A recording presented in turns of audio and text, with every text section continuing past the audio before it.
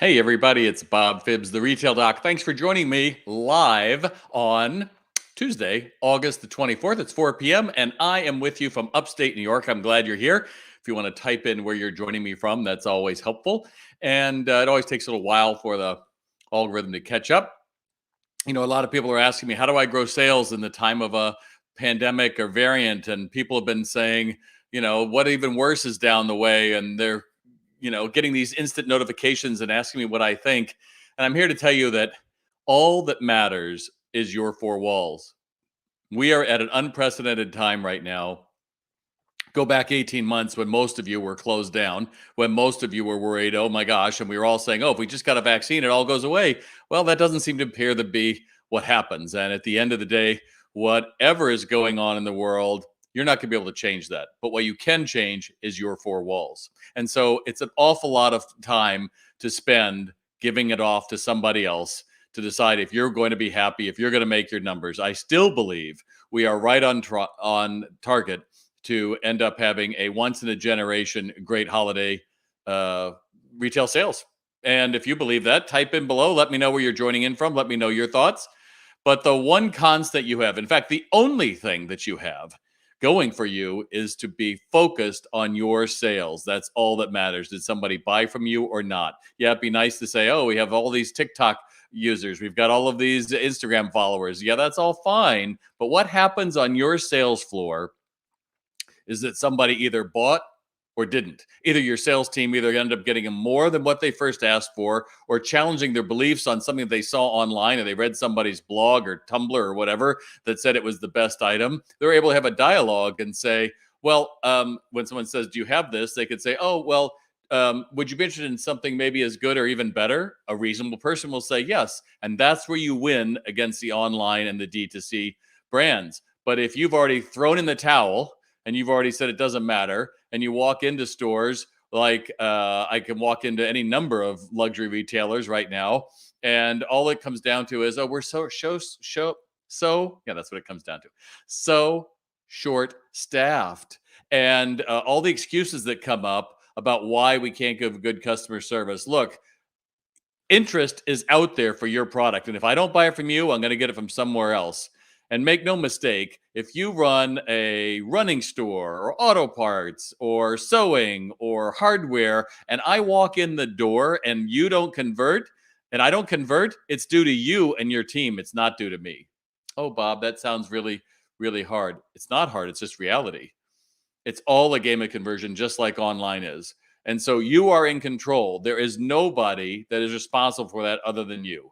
And it's interesting. I am rolling out SalesRx 2022 this week. We just spent the last 8 months going through and entirely reformatting, refilming, reshooting, researching everything, how to make training exciting, actionable, and move the needle even more than the 83% who said that they get a double-digit increase after 6 months.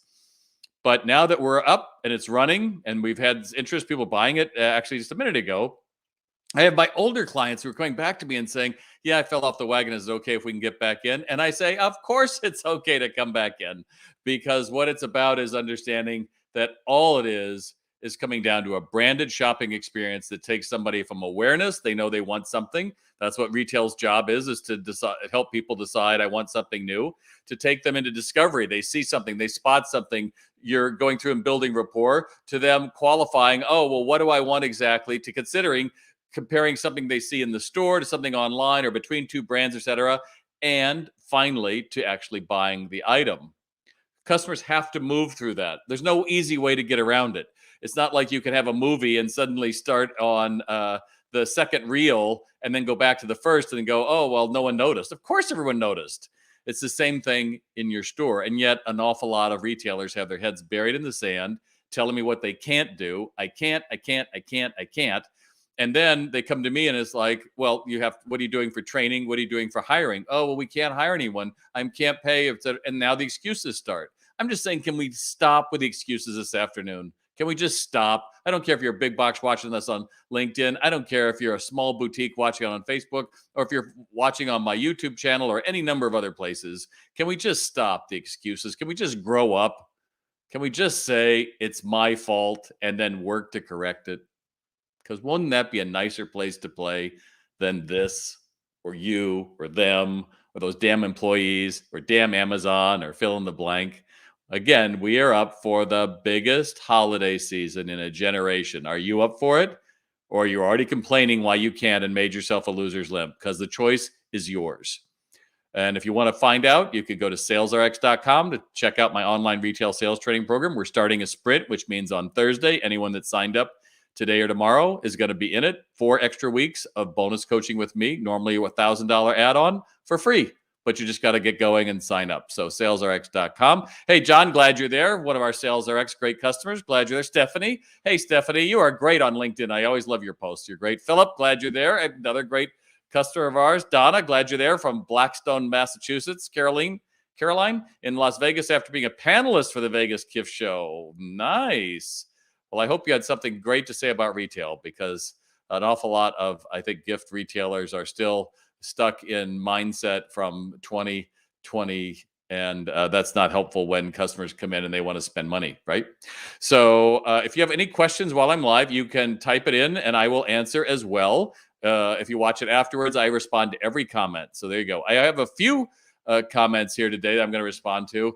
But again, as long as I'm live, you can go through and post it. And by the way, if you want to give me some love, I'm giving you the love as well. See, there's my love, and wow, you did it. Give me some thumbs up, give me some love, give me some likes, because it's all about feeding the algorithm. You know that, I know that. Let's just be adults about this. All right. John says, how do I select the best music to encourage sales in our art gallery? Well, John, as an art aficionado, I've got several pieces on my wall. I can tell you that the biggest thing that affects me is not the music. It's the standoff employee who, when I walk in, either A, is over behind a counter and can't be bothered, or at a desk looking at something and trying to act like, oh, I'm not really here. Or I walk in and it's empty. I have yet to find some. Well, that's not true. There was two galleries that I went into that were amazing. The Vorpal Gallery in Soho, New York, probably 30 years ago. Walked in, and I would swear this woman had been trained by me. She said, "Good afternoon, welcome to Vorpal Gallery. Is this the first time you've been here?" And I said, "Well, yes, it has." And she goes, "Well, feel free to look around, and if you'd like a tour, I'd love to give you one." So I looked around a little bit. And she comes back. She goes, "How about the tour?" Took me on a, I don't know, 1 minute, 1.5 minute tour. It was fascinating. And then towards the end, she goes, "Have you ever seen an original Rembrandt sketch?" I was like, "No." "Well, it's right here." And we went through, had a lovely conversation. And at the end of the day, I felt better for having met her. To me, that's the key for art galleries. I can tell you that I have gone into so many art galleries and I see something I like, and it's like the employee gets in the way. So I don't even notice the music. But I would say for everyone who's listening, the music choice you put in does help determine the energy level. So it's an energy that should be in there. That sleepy, quiet music that you may like, and you think it's one way, oftentimes brings the energy level out of the customer, and we actually feel worse for hearing it. So having the right volume and having the right playlist, a lot of people say, "Oh, 60s." Well, 60s works if you're an old guy like me. I'm 63. But that may not be today's. And likewise, if you choose the pop hits of today, it probably is not going to matter. So I always believe, John, you also test everything. But make no mistake, it's your employees who are going to make the difference in sales, not even your art necessarily. It's having that discussion. It's having that story behind it. It's all of those things. Does that make sense? If you like what I have to say, give me a thumbs up. Let me know that you're watching and you're not just a bunch of dead fish out there going, "Please, Bob, just stop talking." Do you like my shirt today? Today I'm wearing a Robert Graham. I'm working with sewing retailers, and it's one I get to show off all of the fanciness. Although one woman, I walked into a store one time and I asked if she had Robert Graham, and she's like, "Oh, you mean the you just got a divorce shirts for guys who broke up with their wives?" Is like, "No, I mean Robert Graham. Thanks. No way to get a sale." Linda asks, how do I respond to a 150% rate increase request by new mall owners? Well, Linda, I think the most basic thing is like anything. You have to call them up, you make an appointment, and you know your numbers. What's the traffic like? What was it when you started? What are their plans to improve it? What is your margin? What's your conversion rate? Know your numbers and go through And your goal is to say percentage of sales. I can't imagine many mall owners being able to, if it's 150% increase, my guess is they cut it down for you, and now they want to come back up to market. But make no mistake, malls are roaring back. At least the malls around me and pretty much anywhere I've seen in the Northeast, you would swear it is Christmas in August. The malls are packed. There's bags. And whether they're buying back to school or not, people are out shopping. So I hope that helps, Linda. But again, don't get caught up in lawyers and nastiness. You just want to take them to coffee or something, and they are your partners. And if it doesn't work for you, that doesn't work for you. But make no mistake, writing malls off as no one ever go there again. Yeah, we heard that for an awful long time, and now they're roaring back. And in fact, if you missed the news, one of the biggest things that happens in malls is department stores, and now Amazon is rumored to be opening them in Ohio and California in the next year or so. And what does that tell you? It means that the department store, of course, has legs. Look at Target. Look at Walmart. They're all department stores. Even Macy's continues to power up. So Saks, several of them are coming back. They know what they're doing. And the department, the idea of curating an assortment is right on trend for 2022. Tanya says, we are having to cut our hours drastically due to low staff. How do I compete with the prices of fast food restaurants and warehouses paying? I just can't pay more than $12 a new hire. So, Tanya, at the risk of you writing me off totally from my answer, I just have to say you pay them more. It's that simple. I mean, what's your average ticket? You have to look at that. What's your training like? What's your training program that you actually do? What's your marketing program look like? And is it possible that you could invest $12 an hour to make $100? Yeah, probably. But then you're starting to look at his employees as an investment, not a cost. I think that so many smaller retailers right now are running themselves ragged, telling me they can't hire, they can't do this, they can't do that, they can't do that. They're hating their job. They're trying to do more with less. And so what do? Well, we just close down. We'll just close our hours. That's not the answer, because people go to a business because they know that it's like 10 to 6, let's say, they're going to be there. I don't want to drive all the way to somebody's location. And even though the web said they're open 10 to 6, closed due to COVID.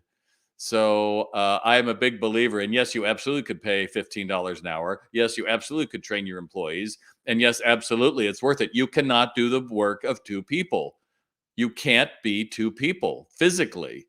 And the idea that people are just going to wait for you, especially the more expensive your items are, if something is $100 and I have questions about it, I am not going to wait around while you are waiting with somebody else having a good discussion, somebody who's a regular customer, to finally get around to me. I'll go somewhere else, or my favorite girlfriend, boyfriend, significant other will be right here, which will be, I'll take a picture of it and I'll scan it and see if I can order it somewhere else, and I'll be out. That's my phone. My phone doesn't like me doing that to it. It's like, whoops. So again, what do you think? Those you just heard that, anybody, does that sound right to you? Does that sound good? Yeah, John, exactly. Macy's didn't take over Toys R Us. Toys R Us went bankrupt. And what a very smart idea that they went through, and they said they're going to put, 400 locations across the U.S. at Macy's. Now, some toy retailers are going to say, oh my gosh, that's going to kill us. Well, they've been coming into Walmart and Target as well, so it's not a real big surprise. But right now, the only thing you can compete on is what? Is your experience in your stores. That's it. That's all you have. So you're not going to be able to beat endless aisle of Amazon. You're not going to be able to beat price of Walmart. You're not going to be able to beat location inside all these what are they? Targets and Macy's and other places. But if someone walks into your toy store and you don't convert them, and more importantly, you don't sell them more than they first came in for, or worse, you sell them the $9 glasses instead of selling the complete outfit or the costume. They're saying they're expecting a once-in-a-generation Halloween bump for our candy, for costumes, all sorts of things. But are you ready? Are you willing to make the choice that says, I'm in it to win it? Or have you made the choice that says, I am at the whims of desire? We'll just have to wait and see, because I can tell you, the entrepreneurs I know that I talk to have been in this game for an awful long time, and they know that whatever we're going through will pass. And they say, just remember back 18 months ago when I was closed, or when, yeah, we were an essential retailer, but all we had was curbside. We are going to make this work. Well, that's up to all of us. And so I hope you've enjoyed spending some time with me.